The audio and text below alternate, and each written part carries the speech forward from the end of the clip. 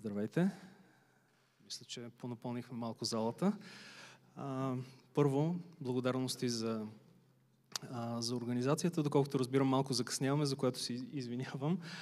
Ще се опитам да наваксам част от закъснението. Аз съм Калоян Стайков от Института за енергиен мениджмънт и имам удоволствието да съм модератор на панел, който е свързан с икономика. Нищо, че аз се занимавам основно с енергетика, но двете на практика са неразривно свързани. Как точно са свързани, ще чуем малко по-късно в панела, който е посветен специално на енергетика. Но сега нека да започнем с икономиката, защото много често се чудим кое всъщност е първо, кокошката или яйцето, т.е. дали първо строим енергийната система и тогава правим някаква икономика, която е ориентирана към нея, или обратно, първо е търсенето, т.е. първо е икономиката и тогава вече трябва да видим каква енергетика ни е необходима, така че да захрани съответната икономика или съответно, ако искаме да имаме дадена икономика след 10, 20, 30 години, как точно да я развиваме и съответно как паралелно с нея да се развива тази енергетика. Ще започна панела на български и в последствие ще минем на английски за нашия чуждестранен гост. Както знаем, нямам време за въпроси и отговори от публиката, затова ще се опитам да дам малко контекст на това, което нашите гости казват, или да задам допълнителни насочващи въпроси за малко по-динамичен разговор, макар че, както казах, закъсняваме, така че ще се опитам да съм максимално кратък.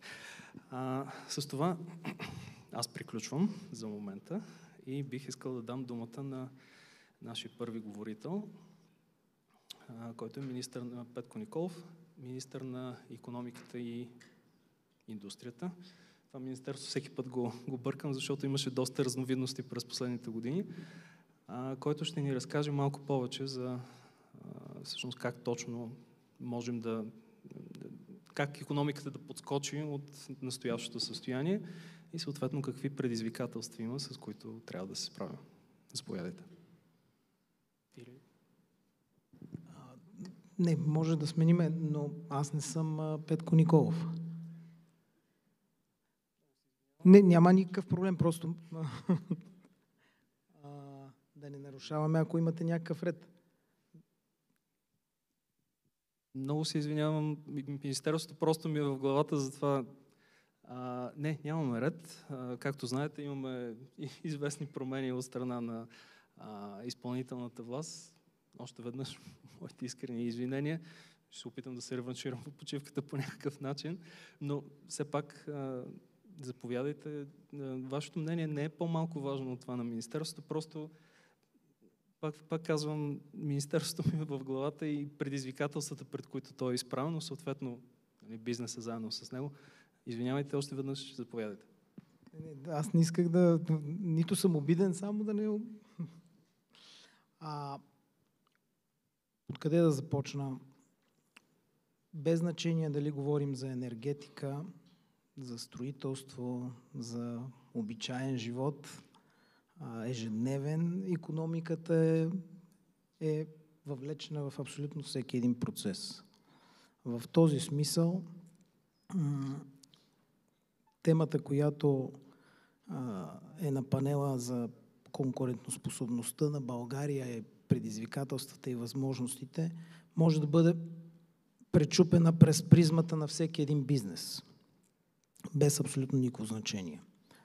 Тук на форума фокуса ни ще е енергетиката и вероятно и процесите, които протичат в момента в България, свързани с избора на редовно правителство и надеждите, които обществото вкарва в стабилността, която всяко едно редовно правителство носи след себе си. Ще се опитам да дам моето виждане за конкурентоспособността, разбира се, пречупено през виждането на бизнеса, през виждането на нашия опит като Главболгарстрой, но то няма да е много по-различно от това, което ще видите във всеки един доклад или изследване за конкурентоспособност. Дори ако извадиме и прочетеме основните елементи от доклада на Марио Драги за повишаване на конкурентоспособността на Европейския съюз, ще видим, че почти всички елементи, ако са приложими или ако ги приложиме за нашите условия, резултата ще е на лице. Ако се отидеме на ниво България, конкурентоспособността се измерва по най-различни начини, но за съжаление статистиките в последните години показват, че по-скоро губиме конкурентоспособност. Разбира се, тук можем да водим много теоретически дискусии как се измерва конкурентоспособност, кои показатели се взимат. Много по-трудно се измерва конкурентоспособността на една икономика, защото на макро ниво конкурентоспособността е коренно различна от конкурентоспособността на микрониво, когато говорим за една фирма, стока или услуга. Нали? Самия факт, че ако една стока или фирма не е конкурентоспособна, тя просто изчезва от пазара, спира да бъде купувана. Ако говорим за конкурентоспособността на една държава, държавата е политически субект. Дори най-неконкурентоспособната държава, тя продължава да съществува. Така че в този смисъл икономиката е избрала различни набори от показатели, за да измери конкурентоспособността на една икономика. Но няма да се занимаваме с теория. По отношение на България няма да открия тайната, че най-вероятно на първо място, за да може да отключим конкурентоспособността си, политическата стабилност е основно изискване. Без политическа стабилност сме изкушени, не ние, не бизнеса, но политиците винаги са изкушени на повече популизъм. Популизъма след себе си не води до трайни мерки, които са понякога болезни, но трябва да бъдат реализирани. И това като цяло виждаме как влошава конкурентоспособността ни. Но не случайно в последните години България губи конкурентоспособност. Така че на първо място бих сложил политическа стабилност. При наличие вече на редовно правителство, надяваме се всички, че това ще доведе до необходимите понякога болезнени решения, но би могло обществото да се консолидира около ключови промени след широка дискусия, които доведат до необходимите политически решения, които след това ще бъдат приведени в икономически. Най-лесният пример, който мога да дам тук, без да претендирам, че е вярно това, което казвам, но за мен е съвсем моето елементарно виждане, част от неуспеха на България да вземе парите си по плана за възстановяване и устойчивост е това, че нямаше достатъчно широка дискусия с обществото и консенсус обществен, който след това да бъде трансформиран в политически консенсус, така че мерките, които бяха предвидени и бяха в началото на плана, да могат да бъдат взети, за да не запушват целия план. И сега сме изправени пред реалността доста голяма част от средствата да бъдат загубени, просто защото е необходимо още време да се обясни на обществото, да се стигне до политически консенсус, който след това да бъде трансформиран в политически решения. Просто съвсем елементарен пример за необходимостта от политическа стабилност, която след това, разбира се трансформира в дискусии с обществото и в съответните политически решения. Следващия фактор, който смятам, че е ключов, е подобряване. Сега дали ще го наречем подобряване или в края на краищата всяко подобрение опира до инвестиции, но значими инвестиции в цялостната инфраструктура в България. Под инфраструктура не разбирам само транспортна инфраструктура, разбирам транспортна инфраструктура по отношение на пътища, железници, пристанища, дигитална инфраструктура. Цялостната инфраструктура. Ако погледнем картата на Европейския съюз, много ясно се вижда инфраструктурата, каква е в Западна Европа, каква е в Централна Европа, каква е в Югоизточна Европа и особено в България. Няма как да постигнем конкурентоспособност, ако няма инвестиции в инфраструктурата. Няма как да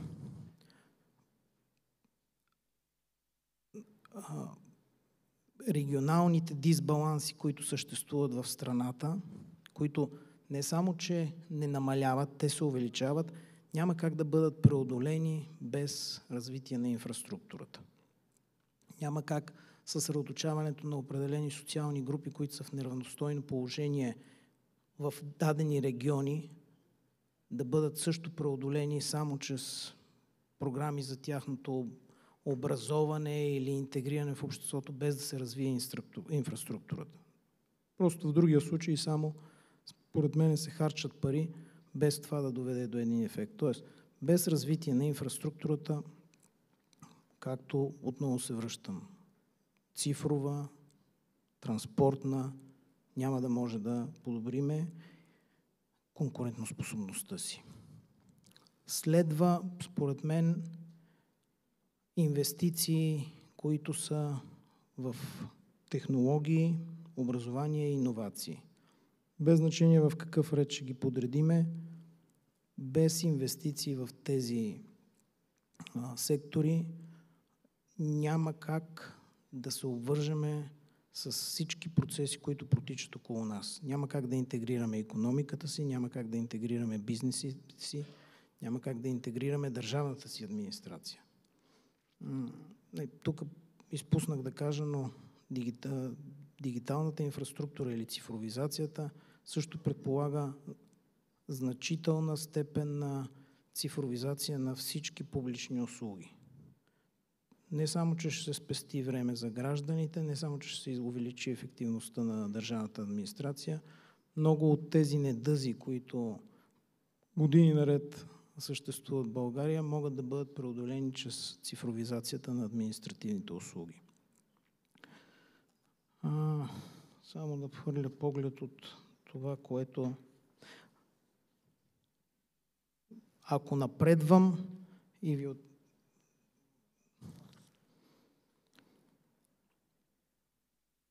Да, това, което изпускам, но фискалната дисциплина.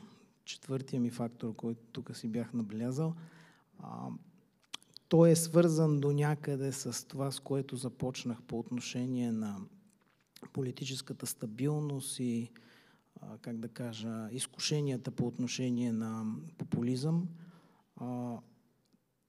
Последните няколко години фискалната дисциплина пострада в България значително.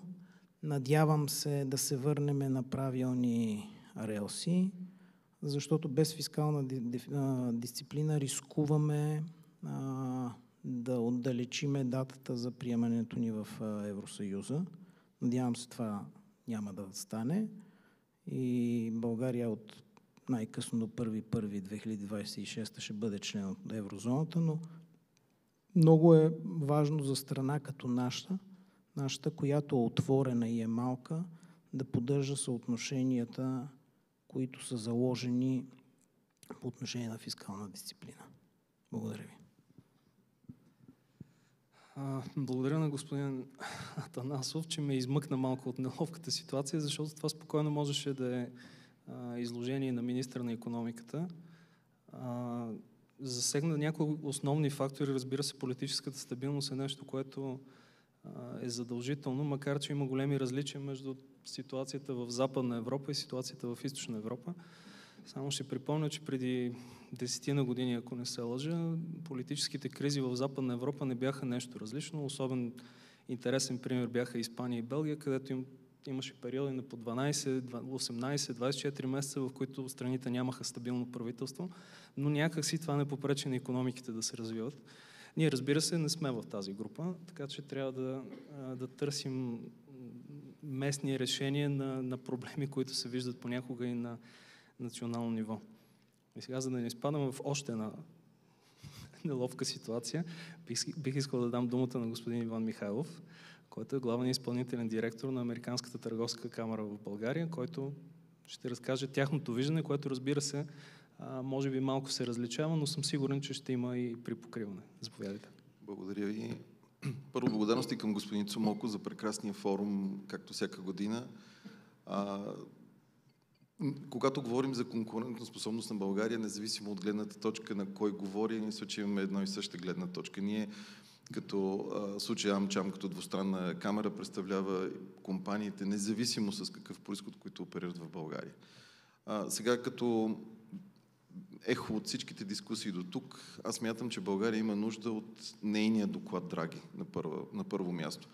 Тоест, ние трябва да излезем с приоритетите, които са важни за страната, за да може тя да бъде конкурентно способна, както за себе си, така и в европейския план, а вече може би и в новата реалност, която ще настъпи след няколко часа, без съмнение.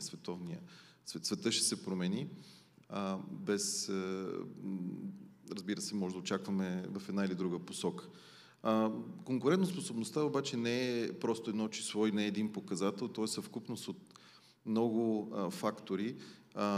Аз съм съгласен, безспорно, политическата стабилност. Нека да говорим обаче и за предвидимост на икономическата среда, защото не може да се правят, особено в данъчната политика и в някои регулаторни рамки, не може да се правят промени по средата на годината. Не може да се правят промени, които не са изговорени с бизнеса. И това е нещо, което като тема стои твърде много време и се надявам, че вече осъзнаваме този факт, за да може да продължим напред, надскачайки този постоянен проблем.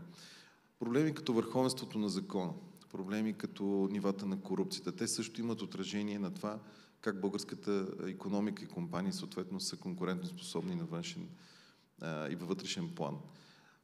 Няколко теми, безспорно инфраструктурата, т.е. базовата свързаност и в физически, и в дигиталния аспект, в енергиен аспект са изключително критични. И тук има много какво да направим още и да се навакса за известното закъснение от последните години.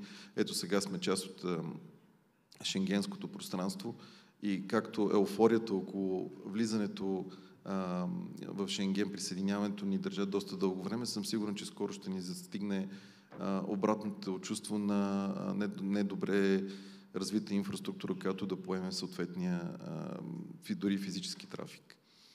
По-нататък, по отношение на конкурентоспособността, много важен аспект е индустриализацията на България. Когато говорим обаче за индустриализацията на България, трябва да вземем вече новата действителност, която е цената на труда, цената на правене на бизнес в България, опериране, цената на енергията, т.е. всички компоненти. Какъв бизнес може да се прави или каква индустриализация може да се прави в България? Сега има един контраст. Някои сектори продължават по своя традиционен начин да оперират с не толкова, бих казал, ефективни или иновативни технологии по едни традиционни методи, което ги прави изоставащи от гледна точка на конкурентно способност по отношение на по-малък разход на енергия, по-малка зависимост от хора и така нататък, или с други думи роботизация и автоматизация. Това са едни перспективи, които в някои аспекти има още много какво да се направи. На фона обаче пък на толкова добре развиващия се IT сектор в България, да говорим, че производството ни трябва да се автоматизира. Това са едни контрасти, които според мен дават повече възможности, но трябва да ги признаем. Дисбалансите в регионален аспект е абсолютно огромен проблем и тук идва ролята обаче и на образованието по места, т.е. как и по какъв начин се подготвят кадрите, които са нужни за бизнеса, колко те са адекватни. Отново една много стара тема. Аз съм сигурен, че след 5 години пак да се съберем темата за кадрите и какво е тяхната подготовка спрямо нуждите на компаниите ще бъде все така валидна. Обаче трябва да признаем, че е време да се направят правилните стъпки напред, защото иначе концентрацията или дисбалансите ще продължат, концентрацията в големите градове ще продължи и това създава все повече неудобство. И тук идваме до реформите в образователната система. Също една много стара тема. Много пъти става въпрос, че може би тази система трябва да се направи нов дизайн. Разбира се, никой не би се осмелил да направи такава стъпка, защото ще коства доста сериозна политическа цена, но трябва да признаем, че както и във висшето образование, така и в средното образование трябва да се направят реформи, които да дадат по-качествено образование с оглед на това отново какви нужди има бизнеса. Да, имаме чудесни примери, прекрасни компании, в предните панели стана въпрос, но те не са достатъчни, тъй като ако забелязват, аз съм сигурен, че повече от вас ще се съгласят с мен, Последните години ние въртим около едни и същи компании, около едни и същи имена и всъщност няма нови. Ето това не е добър знак, че ние даваме конкурентоспособна среда на нови компании и съответно нови инвестиции да се развиват в България. Така че аз ще спра до тук, защото темата е дълга, но това са поне ключовите фактори от моя гледна точка, които бих искал да изложа. Благодаря на господин Михайлов. Наистина, естествено имаше препокриване върху някои от нещата, но добавихте някои много интересни допълнителни нюанса, които са свързани с конкурентоспособността. Само искам да направя две бележки. Значи, предвидимост и това, което господин Ангелов казва в началото, консенсуса между бизнеса и управляващите за различни реформи, включително тези по ПВУ, но не само. Това е някакси един стар проблем в българската политика, че като че ли всяко решение, особено тези, които не са приятни, се отлагат до последно, взимат се в последния възможен момент, когато в крайна сметка добрите решения вече са свършили. Бизнеса, освен че са свършили, всъщност остават само най-малко лошите, т.е. втори по неприятност решения, които се взимат в последния момент. Бизнесът е поставен пред свършен факт, няма време за дискусии, няма време за оптимизация, няма преходни периоди. Това го видяхме няколко пъти при либерализирането на пазара на енергия, например, което всъщност води точно до тези проблеми. Сега от години аз се чудя къде точно е проблема. Естествено, когато има политическа нестабилност, всеки се опитва да надцака другия, но може ли това предизвикателство, да го наречем, частично да се превъзмогне чрез по-активна, проактивна позиция на бизнеса, или по-скоро бизнесът е достатъчно активен, но няма кой да го чуе? Приемам, че въпросът е към мен. Бизнесът е достатъчно, т.е. първо бизнесът е много активен, сега доколко е достатъчно, това е много субективен фактор, но бизнесът в никакъв случай не е неактивен, той е на горещата линия постоянно. Тук идват по-скоро това, което вие обрисувахте, политическата нестабилност или отлагането на решенията, които обаче са често свързани с липса на диалог и този неудобен диалог. Сега, например, ясно е, че за да се покрият критериите за влизане в еврозоната, трябва да е инфлация, дефицит и прочие. А обаче начинът, по който се случва, без да бъде проведен този диалог с бизнеса, и давам конкретен пример с внасянето на държавния бюджет в края на миналата година, където изведнъж избухват еднократни данъци, еднократни такси, повишаване на някои данъци и то към определени сектори, това е точно този сигнал, който изпраща негативно съобщение. Не само към българските компании, към чуждите компании. При положение, че в декември повечето компании са направили финансовия план за следващата година да се промени данъчната рамка, било тя облечена под еднократен данък или еднократно вземане, това е точно това, за което говори, липса на предвидимост, и то в тази ключова област данъчната администрация, т.е. данъчните принципи. Липса на диалог и извинението идва обикновено с да, но ние трябва да покрием критериите и няма време. Това е ситуацията. Така че аз съм на мнение, бизнес е изключително активен, аргументиран. Всички дискусии се провеждат с много ясна аргументация, факти, но не винаги удобни и не винаги чути от другата страна. Ето сега виждате защо министъра постоянно ми е в мислите, защото някакси диалога куца. И всъщност липсващата страна обикновено е точно Министерството или съответно Народното събрание. Now I'm going to switch into English. I would like to give the floor to Mr. Anastasatos. I'm very good. Okay. Yes. One thing right. I got one thing right. He's the group chief economist at Eurobank, and I'm looking forward to his exposition because it's very interesting, first of all, to hear an outside view of what's going on in the country, and second of all, Greece has been a very interesting example for me in the past 15 years, both a good one in the recent years and a very bad one before that. So I would like to hear I'm very much looking forward to your exposition. Please. Thank you. Thank you very much for the introduction. I'll try to give a very brief summary of our views on the Bulgarian economy, which I think justify why we believe in the prospects of the country and why we have invested in the country, we will continue to invest in the country. I'll try to make a couple of analogies as well with Greece, if you're so interested about it. So basically, we think that the Bulgarian economy is an economy with healthy macroeconomic fundamentals. It's an economy that has been overperforming EU averages in terms of growth for some time now. It's a country with monetary stability. It's a country with a low public debt, low fiscal deficits. This has to be maintained like that. Low current account deficits or surpluses in some years, and low indebtedness of the private sector as well, both firms and households, which means there are degrees of freedom for supporting growth in the years ahead via credit. Now, we expect that this overperformance of growth will continue as well in the medium term. For the next 2 to 3 years, we expect growth rates in the vicinity of 3%. The European Commission has a similar expectation as well. And most importantly, these growth rates will be driven not just by private consumption, which has been the case in some time in the past, but by investment due to RRF projects, and also by the improvement in exports due to the improvement in the external environment. And this is important because it means that the growth model is becoming more balanced. It takes contributions by not just consumption, but by investment and exports as well. Now, the situation with growth overperformance is not new. Bulgaria has been overperforming growth for some time now. Just to give you a couple of numbers, you know, economists are keen on numbers.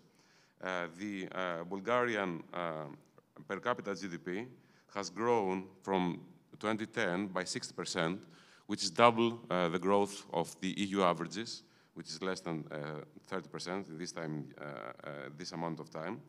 And that means that the cumulative GDP growth in the last 20 years, we extend the period even back forth, has been almost 90%, which is a very impressive number, actually.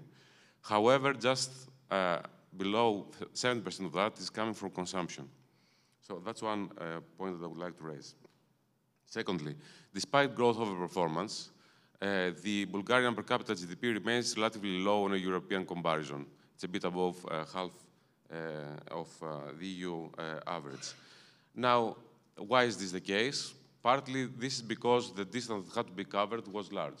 So even if you overperform, it will take some time to reach the EU averages.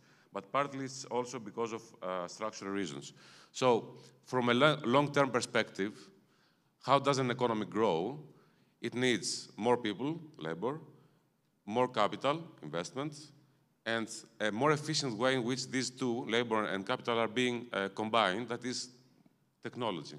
Now, if we take developments in these three sectors separately, we'll see that when it comes to demographics, we all know that all European countries have adverse demographic projections. For Bulgaria, it's a bit worse. The European Commission expects that the Bulgarian population will shrink by almost 20% up to 2060. So how do you face this? You need to have an investment environment that is attractive enough in order to attract people back in the country and keep people in the country already. That means creating more well-paid jobs. How is investment doing in order to engineer that? It's doing relatively well. The share of investment GDP is a healthy 20% at the moment. And the investment overperformance in previous years means that the country had the opportunity to raise its capital stock by cumulatively 36% between 2010 and 2024, which is more than double the EU average. So it is building capital. But is it attractive enough in order to support a higher technology content investment? For that, it will need some more insistence on structural reform. And let me very briefly mention the challenges that I think are the most important for the years ahead for the Bulgarian economy. And I think you'll find your analogy with Greece here. The Bulgarian economy has to be very careful in order to support preferential inflation differentials even after entering the euro. It's not just about entering the euro, it's about being competitive after entering the euro. So you have not to accumulate negative inflation differentials which would undermine the competitiveness of the economy. That's the first challenge. Secondly, the issue of political stability, political uncertainty, as you know, is detrimental to investment environment. I think the speakers have already mentioned about that. I'm not going to insist on it. Thirdly, the content of technology. If one sees the international indices that show the penetration of technology in the Bulgarian economy, we'll see that it is below par with European peers. For example, the World Intellectual Property Organization's Global Innovation Index says that Bulgaria ranks 38th globally and 21st out of 27 EU countries when it comes to the penetration of technology in the product mix. And this is primarily due to institutions lagging behind, human capital research and market sophistication lagging behind Eurozone averages. So this is another area of focus. If one sees the World Bank's worldwide governance indicators, again, we'll see some gap with best practices at the European level in the areas of rule of law and government efficiency. And last but not least, the product mix of Bulgaria, which is also the case for Greece, by the way, doesn't embody enough complexity. The countries that have higher rates of growth intertemporally are the ones that have a more complex and more sophisticated product mix. And at the moment, the Bulgarian product mix is a bit tilted towards the lower technology segment. Now, what are the good news? The good news is that the economy is attracting FDI. It has been on some slowing trend recently, but the good thing is that the components that are crucial to growth, and most importantly, ICT, is growing more dynamically in recent years. Not just ICT, but also manufacture of vehicles, light transport, that is, segments that are higher technology. The second thing that is good, and I would like to share with you, we have calculated with the so-called method of revealed import advantage, the sectors at which the Bulgarian economy has a comparative advantage, that is, the sectors at which have a good export performance. And we found, to some people's surprise perhaps, that the Bulgarian economy doesn't just have an advantage in sectors of low technology and low cost, but also in medium technology and higher technology, including products such as wearing apparel, furniture, electrical equipment, and utility supply, and financial services. So it means there is potential here for moving the product mix towards higher technology segments, which is crucial for future growth. So, to recap, we believe in the prospects of the country. We believe that the economy is basically featuring health fundamentals. That we believe also that insistence on structural reform is the key to future growth. And the areas of priority of structural reform is to cut further red tape, to strengthen transparency and accountability, to streamline the taxation system in order not just to increase revenue, but also to make it fairer, to increase the financial sustainability of the pension system, and finally to increase the digital skills of the population, which remain relatively low on a European comparison.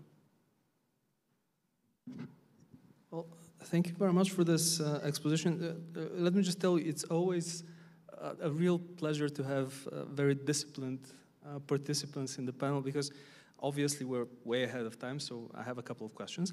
Just to try to provoke you a little bit, yes, Bulgaria is doing much better in terms of investments as a share of GDP compared to the EU average, but if you compare them to Central and Eastern Europe, things are not looking very good. And as you said, of course, we're going to outpace the more developed countries, but it's going to take a lot more time to actually reach reasonable levels. And this is my first point. The second one, the product mix you mentioned, it's very important that we diversify it, but here, on top of the three factors you mentioned, labor, capital, and technology, I will add energy. Energy is a crucial element in actually developing the product mix. So can you just give us a short note on energy development in Bulgaria and, of course, in the EU? Sure. I'll try to be as brief as possible. Now, regarding investment, I agree with you. in order to have a sustainable overperformance of growth, you need sustainable overperformance of investment. Now, net investment is positive. Okay, that's the crucial first thing, that we invest more than capital is being depreciated, so we accumulate capital. But it's not just about the absolute level of investment, it's also about the composition of investment. Again, to invoke the Greek experience, Greece, before the debt crisis, used to invest a lot. As a matter of fact, at some point, investment as a share of GDP had reached 26%, but almost half of it was coming from the real estate market, and this is not productive investment. So it's not just about how much you invest, it's about where you invest. And I think Bulgaria is on the right track in this direction because it invests more on productive investment. It needs even more. And the fact that domestic resources are finite, it means it has to be very aggressive in increasing FDI, in attracting investment from abroad. And this, the key there, is structural reform. There is no magical solution. We need to be competitive from a quality competitiveness point of view internationally. Now, regarding energy, again, I agree with you, energy is crucial.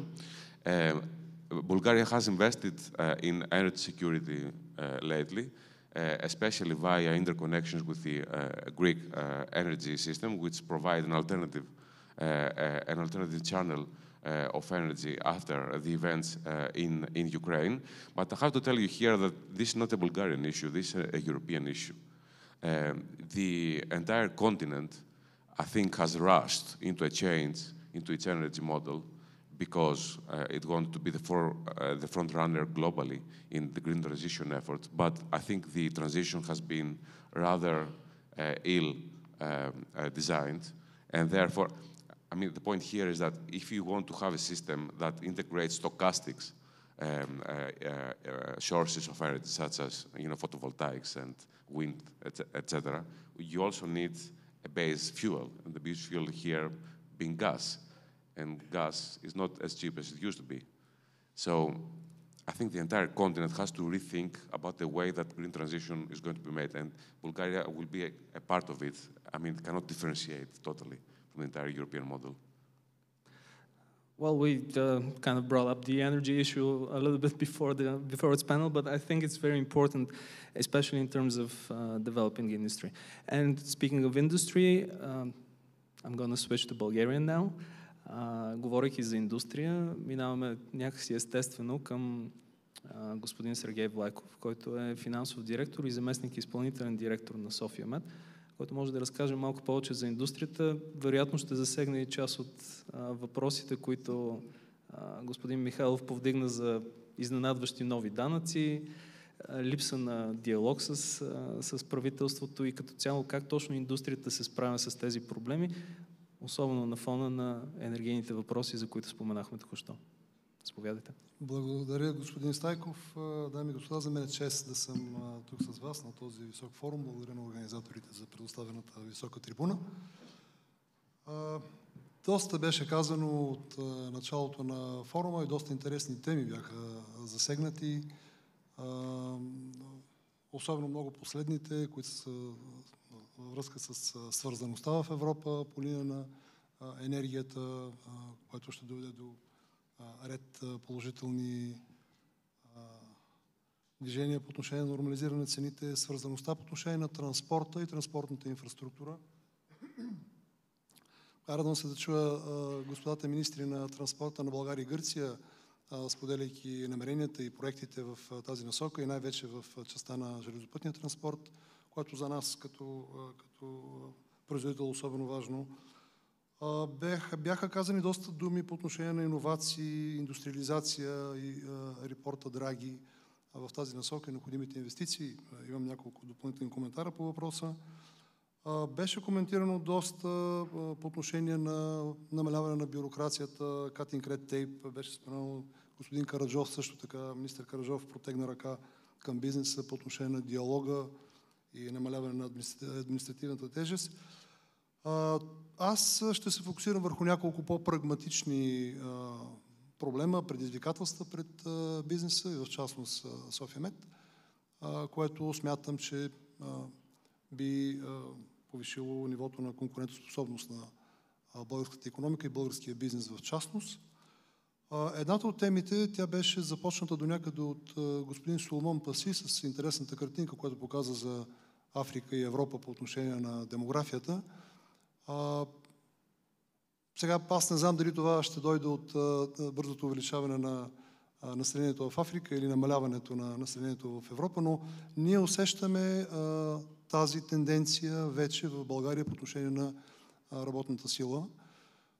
Знаеме, че застаряващото население и миграцията последните години доведе до рязък спад на работната ръка и работната сила в България, което в някои случаи води до включително ограничаване на растежа и повишаване на капацитета и производството на отделни компании, отделни включително индустрии в България. Тук може би е момент да обърнем поглед към държавата, институциите по отношение на образованието, образователната система и това, което беше казано от колегата по-рано. Аз няма да навлизам в детайли по отношение на образователната система, но това, което ние виждаме като една голяма липса в България е така нареченото професионално обучение, най-вече в средният курс на образованието.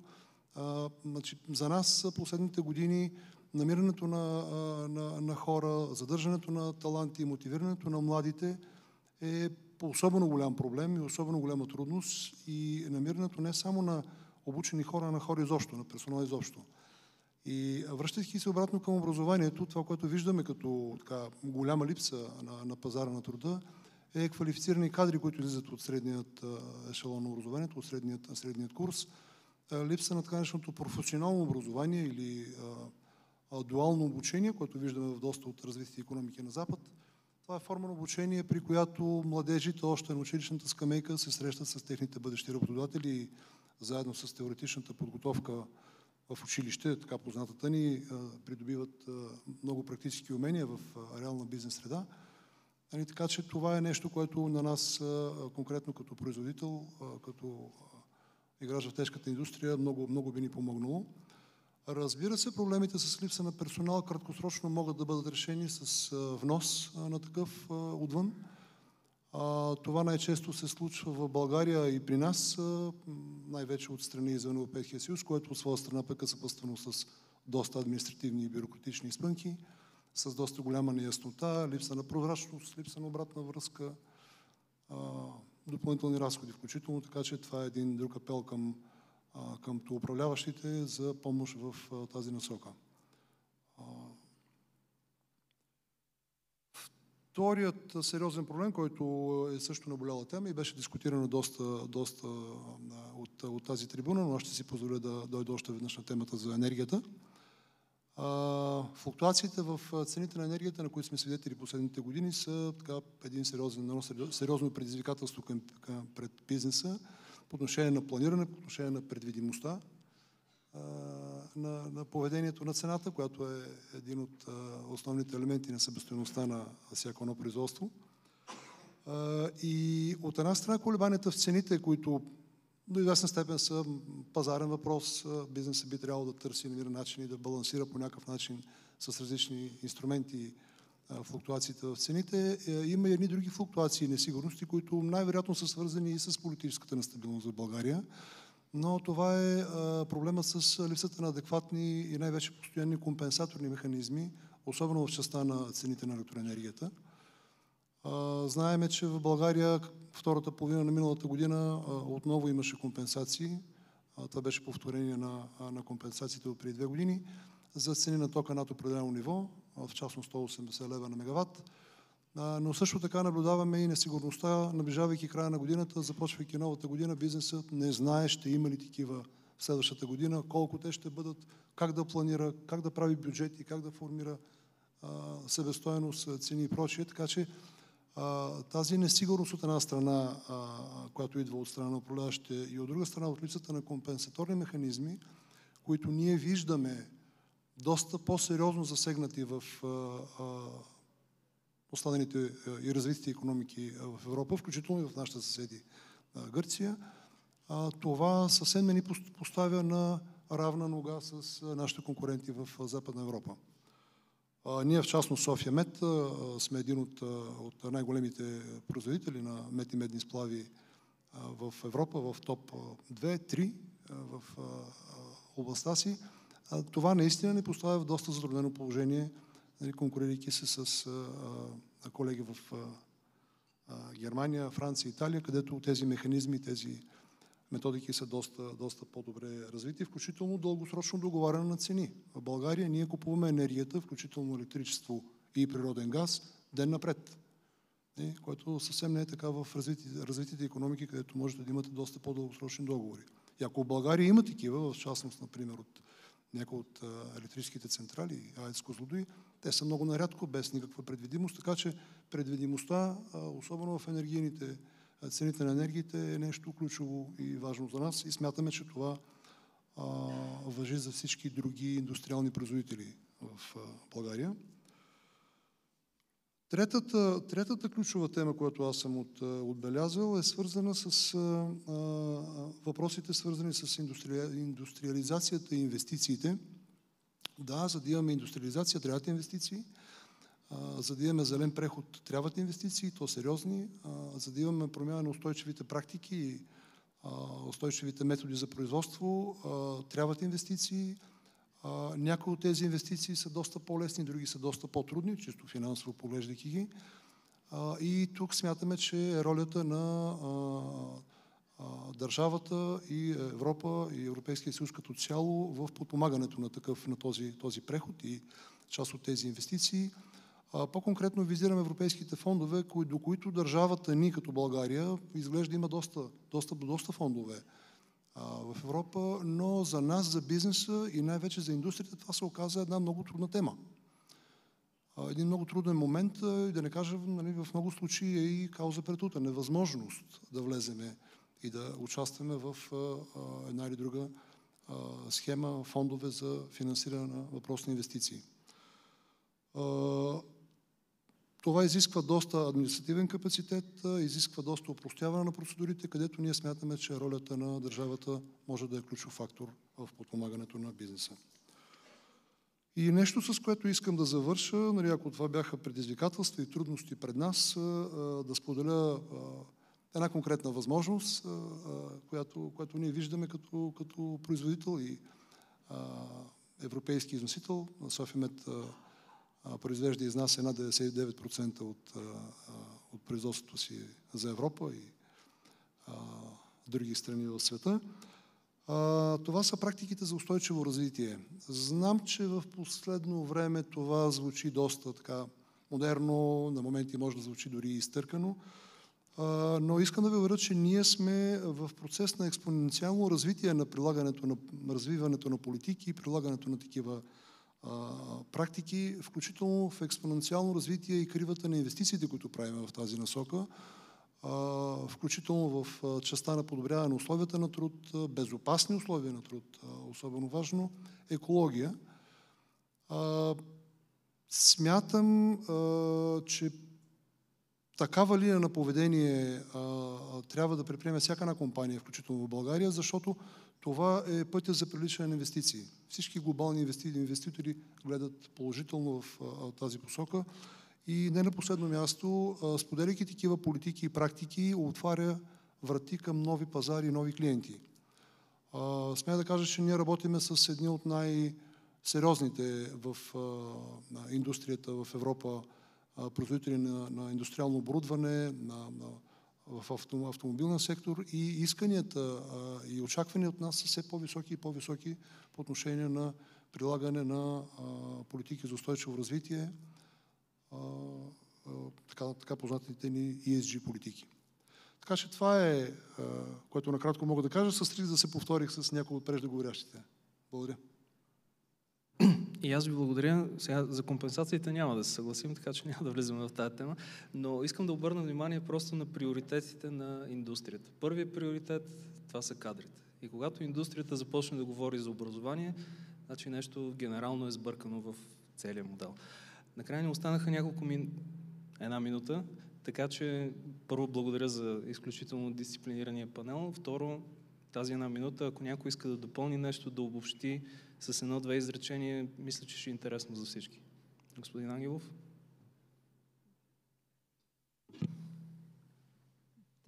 Темите се покриха изцяло. Ясно е, че бизнеса вижда нещата съвсем в една посока гледа. Може би тя е малко, не че е изтъркана темата, но човешките ресурси и тяхното развитие във всичките аспекти, ние го засегнахме. Вероятно ще трябва да минем и през някакви законодателни промени, за да се улесни административната тежест при, импорта на работна сила, докато успеем да направим тази промяна в образователната система, в практическото обучение, в дуалното образование, защото има разминавания в момента между търсене и предлагане, които докато се завърти цикъла и се решат тези проблеми, не може да го решим по друг начин. Това е това, което ми обягва и не споменахме. Благодаря. Господин Михайлов, кратичко, за да не ме бият много отвънка.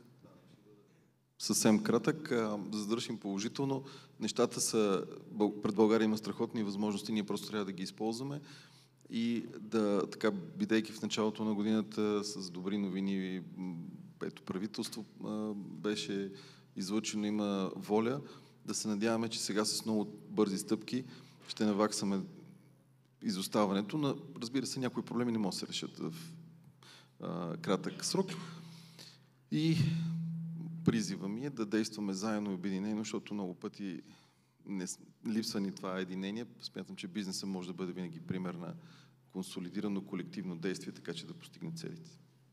Благодаря. Мистер Анастасиус? Анастасастус? I'm sorry. Thank you.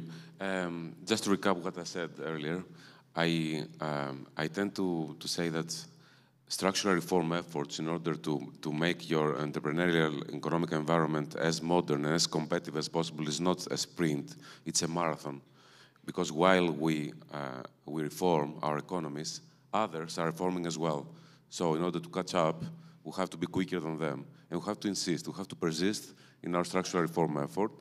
However, the current conjuncture with geopolitical turmoil is not just challenges, it's also opportunities as well, because of the reorientation of the global supply chains. And I think our area stands ready to benefit from those in supplementing others, the strategically less friendly suppliers, and benefiting from this reorientation. So we have to be vigilant and persist in structural reform. Благодаря. Господин Влайков. И от моя страна последно да се поздравим още веднъж с новото ни правителство, да му пожелаем успех и продължавайки вашата тема за да работим заедно, апелираме за повече диалог и ние протягаме ръка за повече диалог с управляващите. Благодаря на четиримата. Няколко пъти засегнахме темата за инвестиции, иновации, нови технологии и някакси като естествен преход, това ще послужи като естествен преход за следващия панел, така че ви оставям в способните ръце на госпожица Ружа Райчева.